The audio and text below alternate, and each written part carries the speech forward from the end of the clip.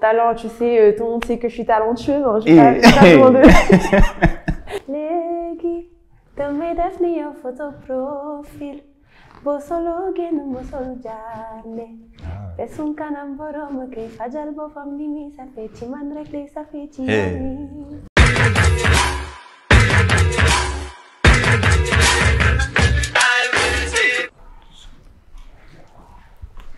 Mais Amira, noo gisee sa carrière depuis ba nga commencé?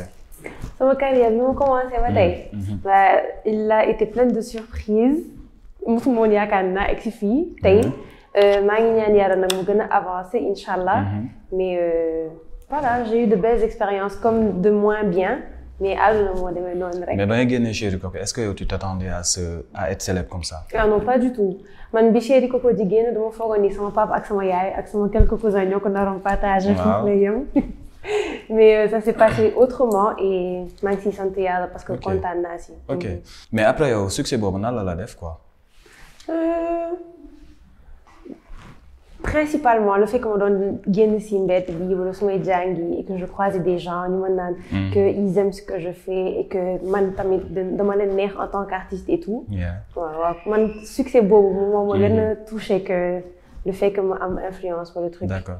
Mais comment aussi tu arrives à faire de gérer tes études avec la musique? Ah yombul mais je me suis dit que maa ko sombi maa koy naan. Parce que c'est juste bi ma amee bac laa commencé def musique sama yaay ma ni woon par force il faut que ma am bac avant may commencer musique donc c'est pour ça que j'ai commencé à cet âge-là.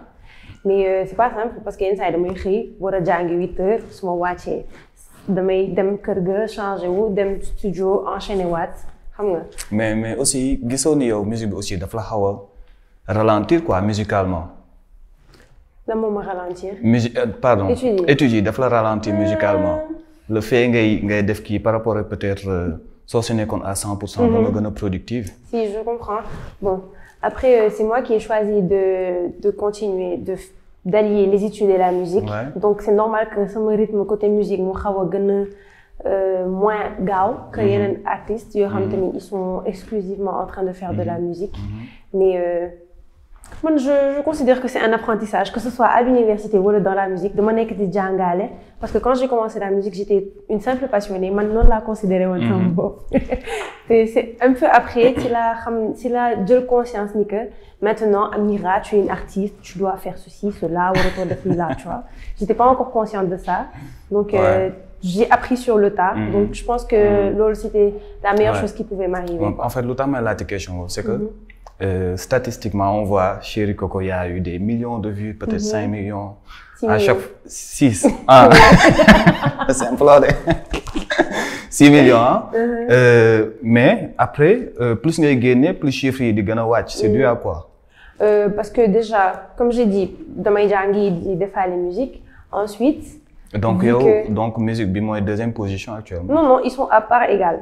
ñaari ñoom ils sont à part égale parce que su ma waree dem tournage ou le truc je m'arrange à ce que côté études je m'organise quoi c'est juste une question d'organisation je pense. Ensuite comme je t'ai dit bi may commencé musique je me considérais comme une simple passionnée donc on prenait le temps de bien faire déjà man loolu daf maa jig prendre le temps qu'il faut pour aller au studio enregistrer correctement prendre le temps de choisir qui va tourner ce qu'on va faire xam nga. mais man je me dis que yow tey jii tu as un énorme potentiel yow suñu doon citer man je l'ai dit bien avant nga fi ñëw. suñuy citer 5 meilleurs woykat Sénégal da nga ci doo ci génn quoi. Tu vois. Mais peut-être man je me dis que constance peut-être moo la manqué. On te voit tu sors un truc 6 mois après ça beneen affaire génn. Loolu tu penses pas que yow sur le long terme du jouer contre yow? Bon déjà le fait qu'il y ait un tel écart entre mes sorties c'est voulu. C'est voulu dans un premier temps oui parce que comme tu as bon je vais le répéter mais vu que damay jàngi en même temps. J'étais pas à ce moment-là. Dans une position boo xamante ni je devrais peut-être avoir une constance comme ni nga xam ne ils sortent tous les 3 mois wala toutes les 2 semaines tu vois. yaa bëgg nekk artiste. Si je comprends mais yow xanaa dégg nga bi ma commencé man yaakaar moo ni dinaa nekk artiste. Et que dinaa entamer benn carrière bu toll nii.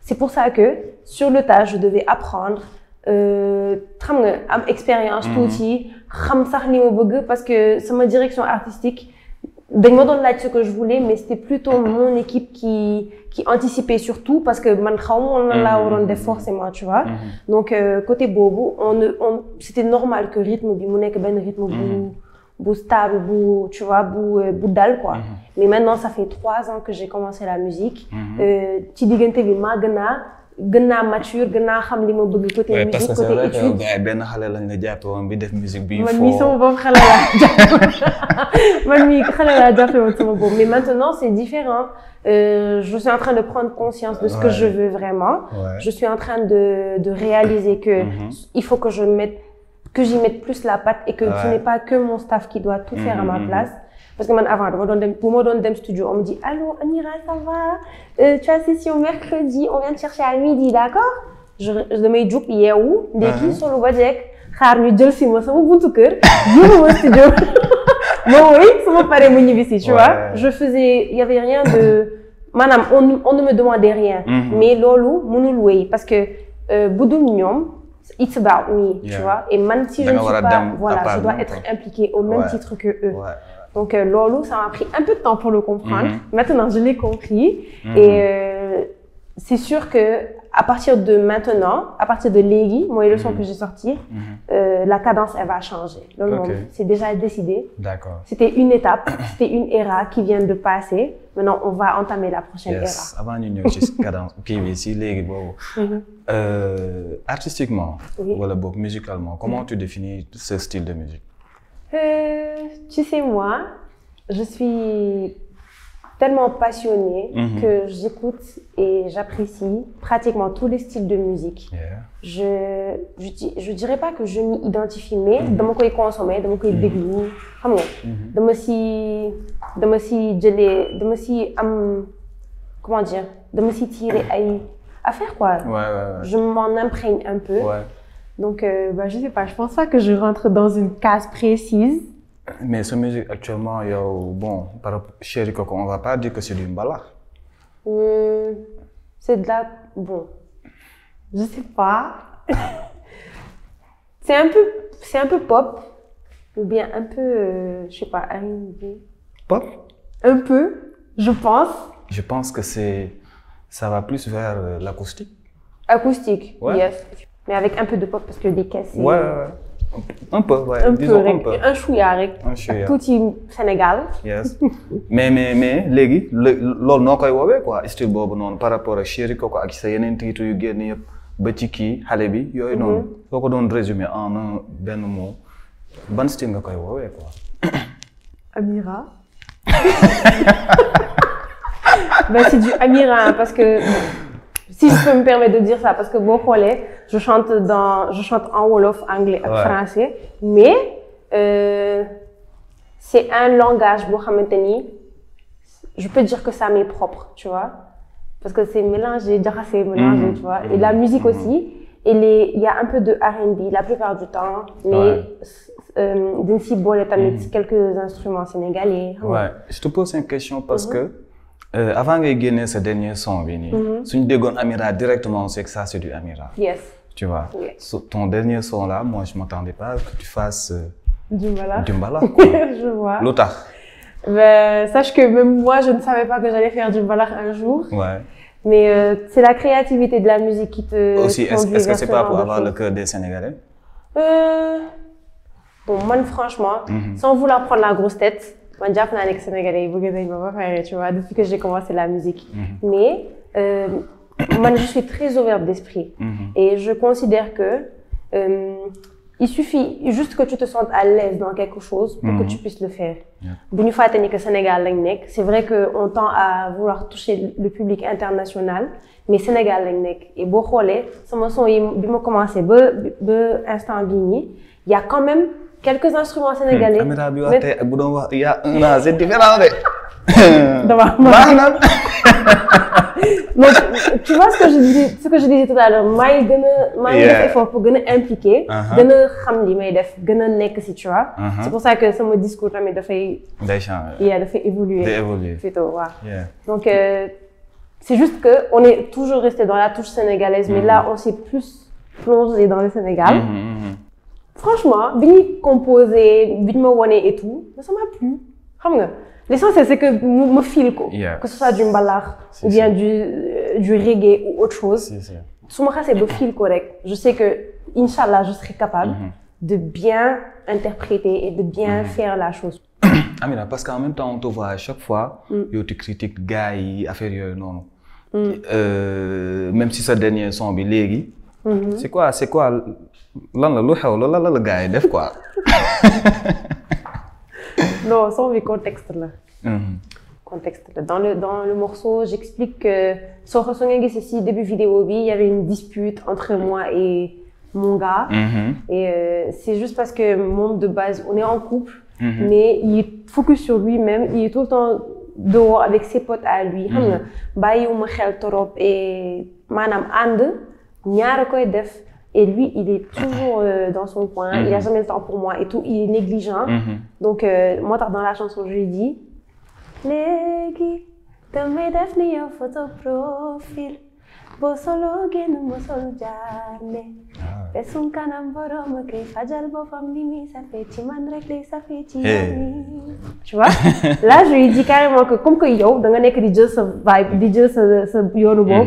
Ben moi aussi je peux faire comme toi et ici j'évoque plutôt la dépendance affective parce que nit wala nga am banex du benen sa morom nit mo la ko wara mëna jox tu vois tu peux te faire plaisir toi-même motax si son bi si clip bi on a illustré je suis partie faire j'ai fait une vidéo shopping. Il est temps qu'on en parle quoi parce que ñu ci bëri dañuy japp ni sen bonheur ci keneen si nit la wara joggé quoi alors que da nga wara happy avant.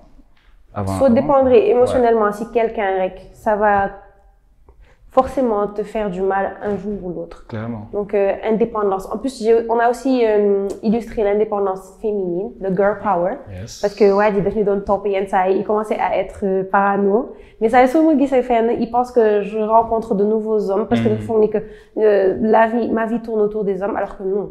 Il me voit, je suis avec mes copines, je suis en train de vivre ma vie, je fais mon shopping. La motarde à la fin, c'est une fille, tu vois. Enjoy quoi. Sans que ça dépende de lui. Donc je lui montrer que si nous des journaux ben man Inch'Allah dina ko defal sama bopp. Tu vois? Nice. Mais actuellement tu prépares tu as des projets, tu prépares un album voilà? Oui. Un album boo xamante ni il y aura plein de surprises parce que comme vous avez vu léegi kenn xalaatu woon ni que j'allais faire un son en mbalax tu vois mais xaar leen Amira dans d'autres styles musicaux dans d'autres vibes tu vois ci ay taasu ci ay mbalax pourquoi pas ci ay affaire pourquoi pas taasu ñu xool taasu mënoo taasu mais su amul ku taasu léegi nii mën naa ko fecc benn fecc bu gaaw mais mënumaa donc en gros c'est ça et par exemple la semaine dernière on avait joué à Kaolack Jaman et moi on était en live et tout donc attendez-vous à ce que je fasse gars yi da nga ay ci live en plus waaw gars yi sax man fekkee na oui parce que sama carrière bi ma koy commencé dès que j'ai commencé ma carrière on m'a amené au studio may téye micro batteur bi su commencé tëgg rek ma tiit ma naan c'est trop fort wàññi leen batterie bi mais maintenant tu vois j'ai pris de l'expérience donc maintenant je gère du mieux que je peux j'espère évoluer encore plus et Inch'Allah vous verrez Amira peut-être dans des showcases ou des prestations en live Inch'Allah mais actuellement fin d'année bi looy préparé fin d'année bi il y a des surprises je vais pas dire après vous allez voir sur ma page Instagram nice Inch'Allah yow d'une échelle de 1 à 10 fooy tollale ci musique fa laa toll ci musique oh non mais moi je suis à mes débuts non man ñaan naa yàlla ma gën a sori mais côté talent faut toll ci côté talent bof talent tu sais tout le monde sait que je suis talentueuse non je suis pas non je rigole côté talent bàyyi Sénégalais yi jugé rek da nga jugé sa bopp ba léegi ba pare non du ma jugé sama bopp je sais que lu ma song dama koy daan parce que je suis une personne boo xamante ni su ma xasee ba am benn objectif je suis déterminée jusqu'à la fin j'abandonne très difficilement tu vois côté liggéey soo ma laajee côté liggéey je peux dire mais côté talent yàlla moom may na ma talent ba pare après liggéey bi moo koy mottali. waaw li si yes yaa koy mottali quoi. voilà liggéey moo koy mottali. pardon. non c'est Meru moo may woo sa manager. moom la waaw. Meru may ñu tuuti rek. mais beneen affaire. mooy que yow. xam naa ban question ngay waaj a poser. ban question laay waaj a poser. non je pense pas que xam nga ban question laay waaj a poser. kan moo lay jël actuellement. kan moo may jël. non man nekkuma si yooyu yow tamit. lu tax. yow waxoo fi màgg nga léegi. waaw léegi màgg dafa tax ma war a nekk si yooyu. man instant bii maa ngi master 1. master 1. waaw dama nekk di jàng. master 1 lan. je suis au département d'anglais à Cheikh Anta Diop. d'accord. tu vois. Ouais. maa ngi jàng di waajal am sama master inshallah di waajal yeggali sama doctorat fi mu ne nii ay thèse ak yooyu noonu mënuma si boole ay série je t'aime ak mon amour ak vie ak musique bi. te yow woyu amour yaa ko fi dàkk. je suis une personne très sentimentale mais c'est une décision que j'ai prise de rester concentrée tu vois parce que quand tu es une personne entière boo duggee si dara da nga siy dem à fond. c'est vrai te boo si boole ay affaire mbëggeel yenn saa yi mën nga déconcentrer. je sens un peu de déception. n'est-ce pas. da nga dugg ci dara dem ci à fond été déçu. da nga dugg ci dara dem ci à fond alors que mu jëwul demee noonu. c'est Oh, pas grave. Ça arrive à tout C'est le pas monde. grave. Hein. C'est pas Ça grave. arrive à tout le monde. Ça arrive à tout le monde. Oui. Donc, comme que nag mënuma def nag. Amira xaaral ma toog jàpp sa ñaambur. Yeah, stop it. Just stop it and be focused on what you plan to do. Nice. Cool. ñu démarrer suñu photoshoot.